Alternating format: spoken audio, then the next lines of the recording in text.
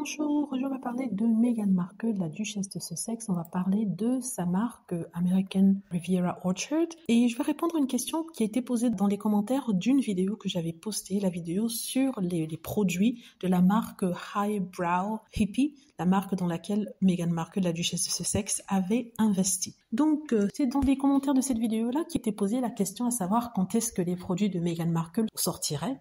Et que ça fait longtemps. Donc oui, Meghan Markle prend son temps, mais il y a aussi un petit problème au niveau du dépôt de la marque, n'est-ce pas? Lors d'un lancement du produit que vous avez créé ou d'une marque, il faut faire un dépôt de cette marque auprès d'un organisme qui devrait valider afin de protéger la marque et que personne d'autre ne puisse l'utiliser. Donc Meghan Markle, la duchesse de Sussex, a rempli le dossier, elle a déposé, mais cet organisme, étrangement, je dis étrangement parce que ce n'est pas la première fois qu'il insiste comme ça sur des petits détails quand il s'agit de Meghan Markle, ont trouvé que le dossier n'était pas complet.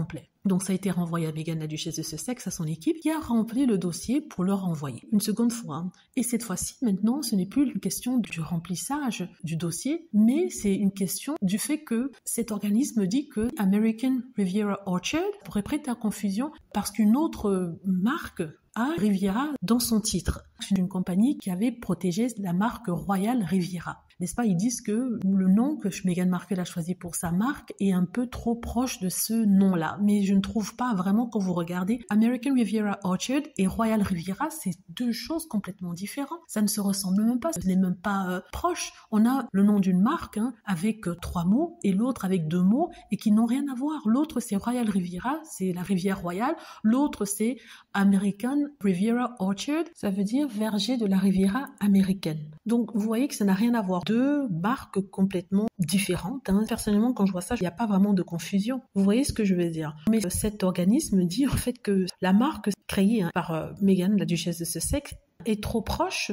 de celle que cette compagnie avait déposée. En fait, c'est cette compagnie qui a demandé à ce que la marque de Meghan Markle ne soit pas autorisée dans la mesure où ça pourrait prêter à confusion. Pourtant, ils vendent deux choses complètement différentes. Mais en fait, mon opinion est la suivante. Je suis persuadée qu'il y a des gens qui font tout pour que la marque de Meghan ne sorte pas. Je dis ça parce que cette compagnie de Royal Riviera est sortie d'on ne sait où pour opposer un veto à ce que la marque de Meghan Markle soit déposée. Sortie d'on ne sait où, je vous assure.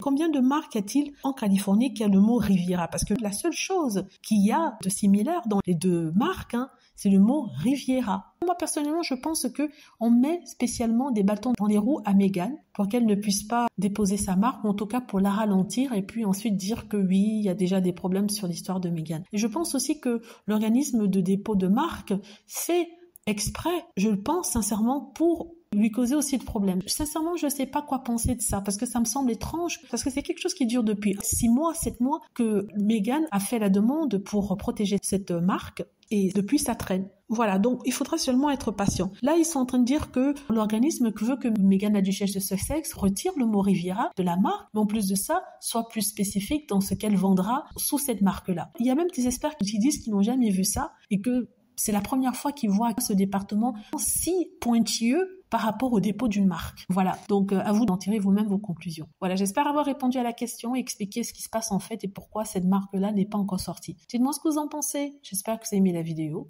N'hésitez pas à cliquer sur like si c'est le cas, à vous abonner pour plus de vidéos et à cliquer sur la petite cloche afin de être averti lorsque je poste une nouvelle vidéo. Merci.